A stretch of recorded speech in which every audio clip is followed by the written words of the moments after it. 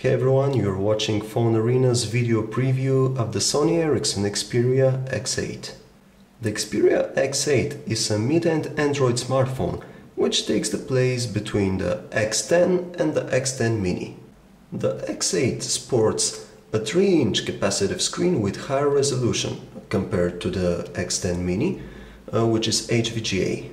However, the manufacturer has decided to stick to the interface used by the X10 Mini, at which we'll take a quick look a bit later.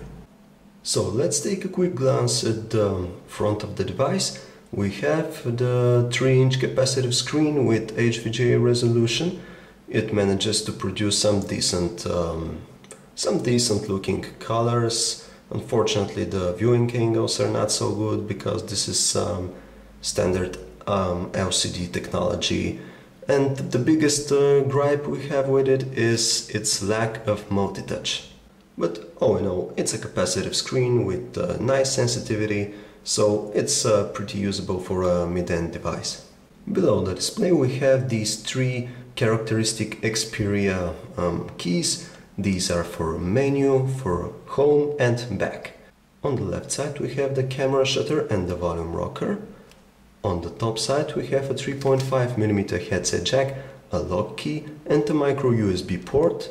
And on the back we have a 3.2 megapixel camera without a flash or autofocus. Now, as far as design goes, we think that the X8 is one very good looking handset. It's elegant, we appreciate how compact it is. Of course, the materials they have used are not the most expensive ones out there, which is totally understandable for such a handset, but still it feels alright in the hand, it looks good, so we're very pleased with the design of the Xperia X8. Here it is, the interface of the Sony Ericsson Xperia X8. This is actually the same interface that's been employed by the X10 Mini. It is a nice Android personalization which makes the operating system even easier to handle on a smaller screen. Of course, you have your multiple home screen pages on which you can deploy up to one widget on a page. This happens through this screen. Very simple and easy stuff. The same goes for the icons, but here your icons reside only in the main menu and in the 4 corners of the screen. A characteristic feature of this interface is the Timescape application. Here it is. What it does is to present you updates about the latest messages, missed calls, Twitter and also Facebook. This is the graphical interface of the application.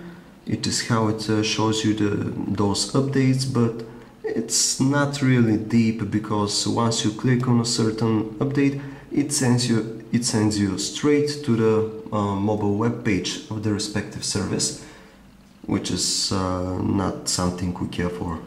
Everything is pretty basic here. You have the calendar, you have Android Market, of course, the same gallery, you know, YouTube player. Everything is standard. By the way, we have installed Raging Thunder 2 and the Xperia X8 manages to run it flawlessly actually, thanks to its 600 MHz processor, so pretty nice performance by the handset.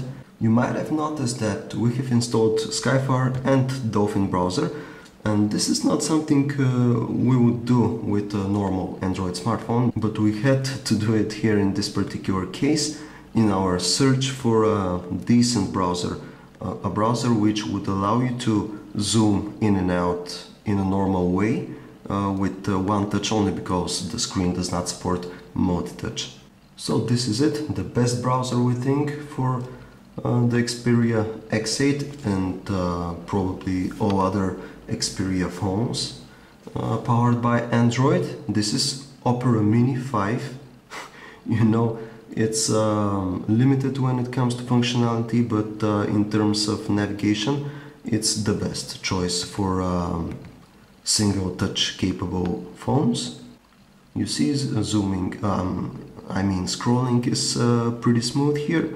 Zooming is done by single tap. You can also snap to certain elements like this with double tap. And and double tap again to zoom out. Having reached the end of our video preview with the Xperia X8, we can say that we like this handset. We like it mostly because of its design, which is very stylish, very elegant, and not something you'd often encounter with a mid-range Android smartphone. In addition, it's very responsive, and even playing some of the more complex games there in Android market is not a problem on the X8. And our biggest gripe with it seems to be its lack of multi-touch. Not that we cannot live without it, but still it makes navigation in the browser way more difficult. So this was our quick video preview of the Xperia X8. For more details on this particular handset and many other phones, you can visit us anytime at PhoneArena.com.